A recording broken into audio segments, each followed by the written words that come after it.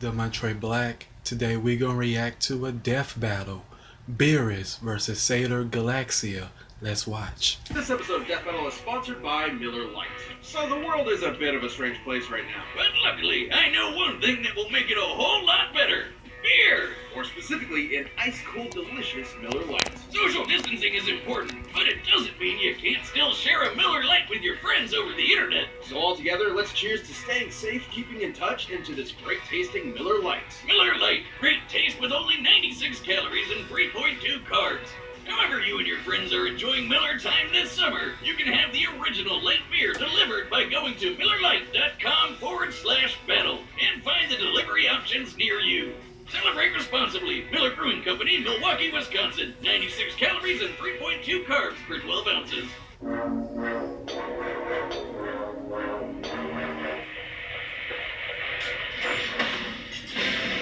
Everything that lives must die. Everything that is created must be destroyed. So saith these vanguards of the apocalypse. Badass. But why they gotta be a golden ballerina and a purple cat? Lord Beerus, Dragon Ball's almighty god of destruction. And Empress Galaxia, the Sailor Scout of Destruction from Sailor Moon. He's Wiz and I'm Boomstick. And it's our job to analyze their weapons, armor, and skills to find out who would win a death battle. Son Goku. This Super Saiyan has seen his fair share of universe-ending threats. But he hadn't seen anyone treat mass slaughter like a job until he met a god of destruction. Because it is their job. A god of destruction's role is to, destroy ancient planets and civilizations to make way for the new. Sort of like taking out the trash, just with a billion times more murder. And in the case of Universe number 7, the title of Destroyer was granted to Lord Beerus, a cat. Obviously, everyone knows cats are all secretly plotting to kill everyone. Hell, God of Destruction is what my ex-wife named hers. Fun fact, while dogs have been bred as companions for thousands of years, the same only technically started for cats around 200 years ago. In comparison, they're still sort of wild animals, which makes them self-sufficient, but also standoffish. And lazy. Then Beerus may be the apotheosis of all catdom. When he's not effortlessly annihilating solar systems, he's napping for decades. Oh, but when he wakes up, he takes his job seriously. He's way stronger and faster than any mortal. Look at him go. That's his God of Destruction's rat technique. He's got spears of destruction, beams of destruction, sneezes of destruction, giant energy yard balls of destruction. Oh, and cataclysmic orbs. Yeah. He can neutralize energy attacks from others, which is frankly just unfair. But his most awe-inspiring technique is Hakai. See, Beerus' enormous level of power stems from an unearthly source. To demonstrate, allow me to introduce a brand new disposable unit for meticulous matchup investigations, aka Dummy. Hello, Mr. Wizard. How may I be exploited today? You're trying to replace me. Now, generally speaking, there are 3 types of ki, which, to be blunt, is weaponizable life energy. First, there's normal ki. Most people in the Dragon Ball multiverse have this. Dangerous, but nothing too special. Gods have their own ki, of course, which is way more potent, but like all ki, they have a limited amount. But when you want the good stuff, you go for destruction energy. So much for your new sidekick, Wiz. Oh no, there's plenty more. Hakai channels this energy to obliterate something in an instant, erasing both body and soul from existence. The only way to resist is to match Beerus in power. And he didn't get so strong on his own. He's trained for millions of years under this guy, also named Wiz. No, Whis. Yeah, that's what I said. He learned pressure point combat and the super secret Ultra Instinct. More a state of mind than actual transformation. Autonomous Ultra Instinct describes the ability to instantly respond to attacks without conscious thought getting in the way. Like he's on a catnip high. With Ultra Instinct, he could even take on multiple other gods of destruction at the same time. The only problem with being so friggin' powerful is that he got kinda bored. So he was hyped when he learned there was someone out there who might be a challenge for him. The Super Saiyan God. And in their fight over the fate of the Earth, they almost destroyed the whole universe. Our own observable universe is a respectable 93 billion light years across. However, the Dragon Ball universe is noticeably different, as depicted by this symbolic model. The observable universe as we know it fits within that bottom area. Then there's hell and have enough top. A bunch of dinosaurs sprinkled in there somewhere. Yeah, it's kind of a mess. A single clash between Beerus and Goku sent ripples of energy rocketing through this entire macroverse in just 7 seconds. Even with conservative calculations, these shockwaves must have been moving well over 240 quadrillion times the speed of light. Hell, the guy's quick enough to fly between galaxies in just a couple of minutes. So, no surprise there. And when him and his fat cat brother Champa got into a fight, they almost tore apart the whole universe themselves. Now, talk about a cat fight. But despite his incredible power, Beerus eventually did the one thing nobody ever expected. He showed mercy and spared Earth. Perhaps he saw a glimmer of greatness in Goku's potential, as so many have before him. Nah, he's just a sucker for tasty food.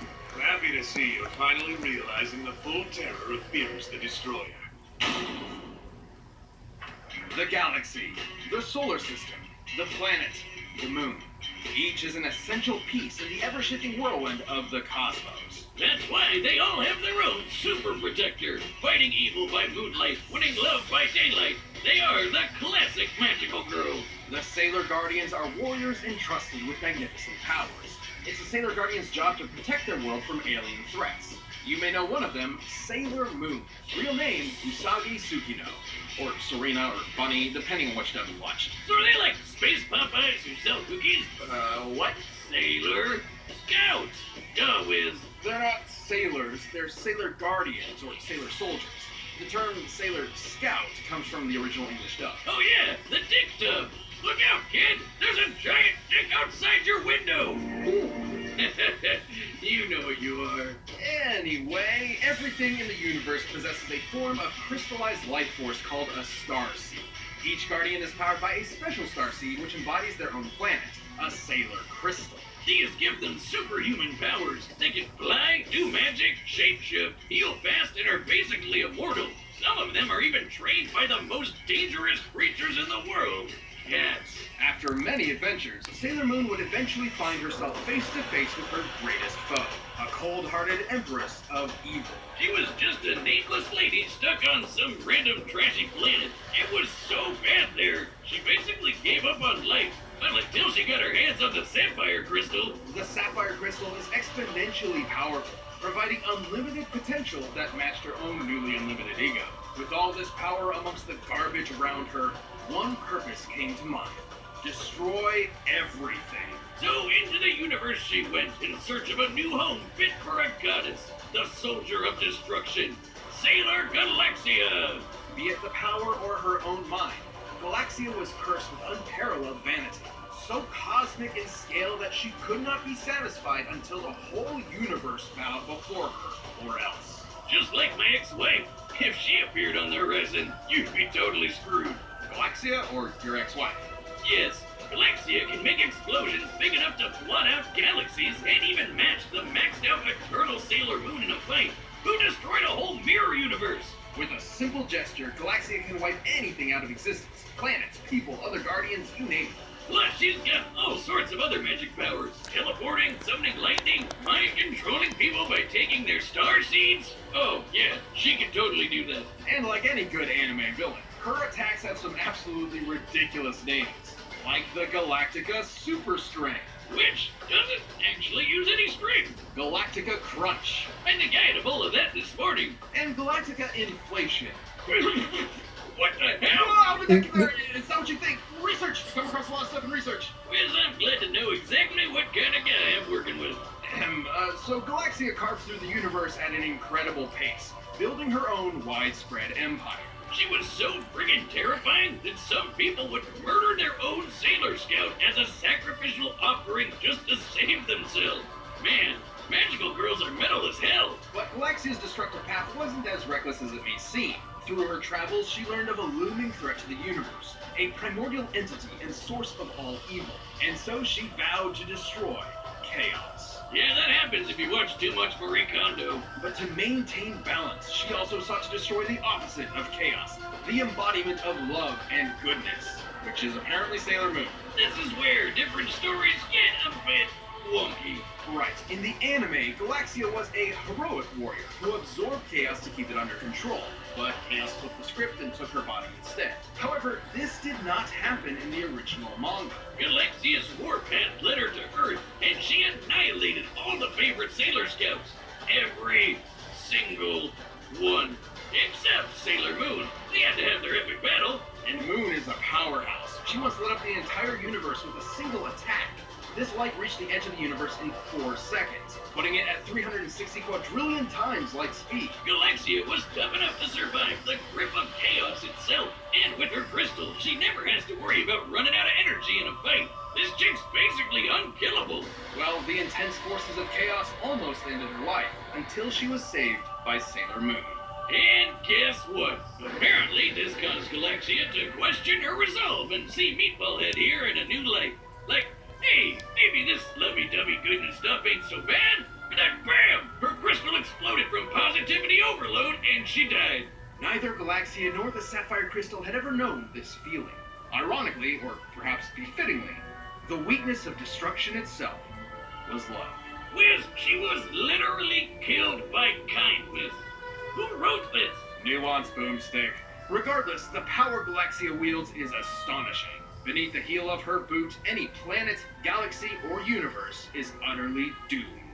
This body belongs to Sailor Galaxia, the most powerful guardian in the galaxy. Alright, to combat Czar's set, we've run the data through all possibilities. But first, I need to rock out with some Raycon earbuds.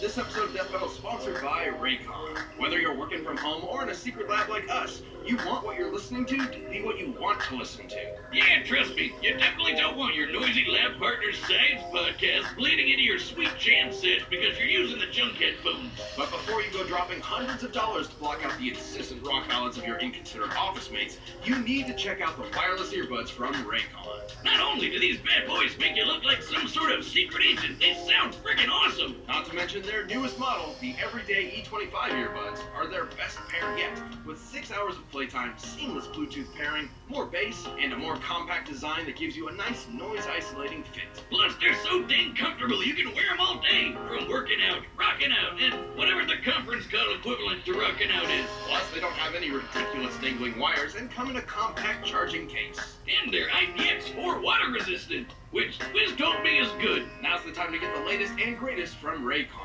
Get 15% off your order at buyraycon.com/deathbattle. That's buyraycon.com/deathbattle for 15% off Raycon wireless earbuds. buyraycon.com/deathbattle. So grab one for yourself, cause right now it's time for a death battle!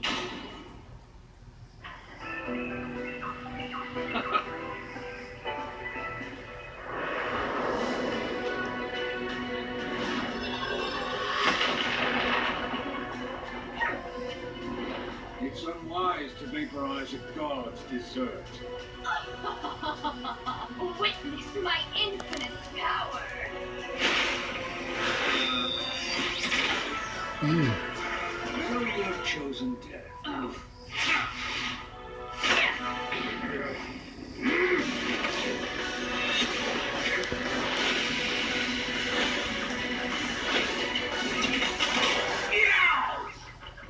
Ridiculous! Perish!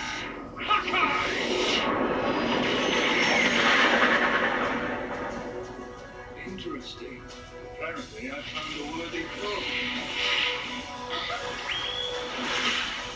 The hard way it is, then.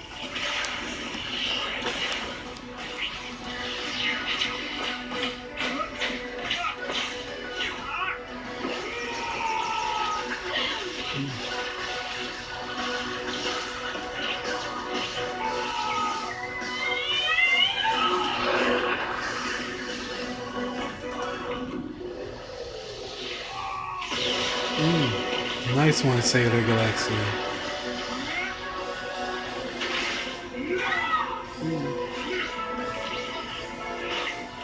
Don't you dare.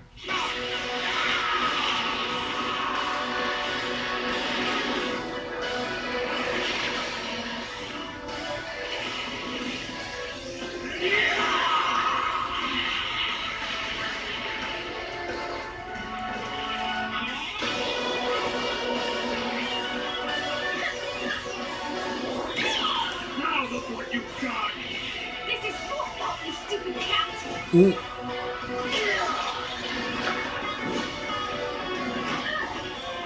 Hello there, stranger. Welcome.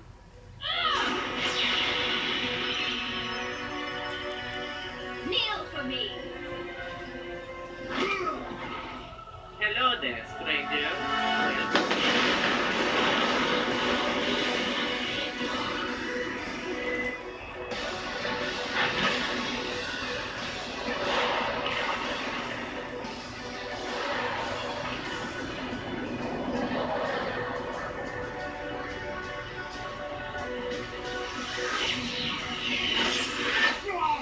Die!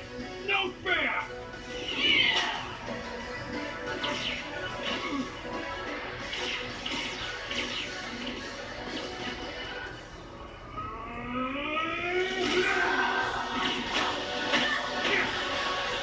You're no match.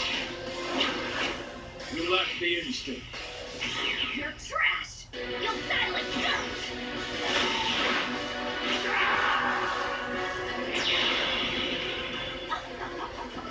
You're all mine.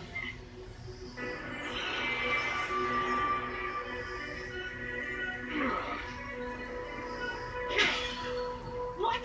That's impossible. Now you're catching on.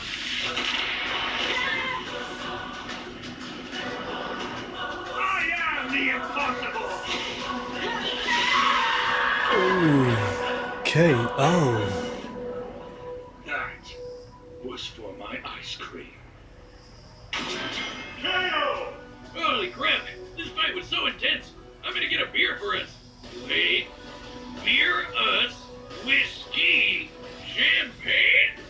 Oh my god! All the cats are named after booze! I like them now. This was a fairly balanced matchup.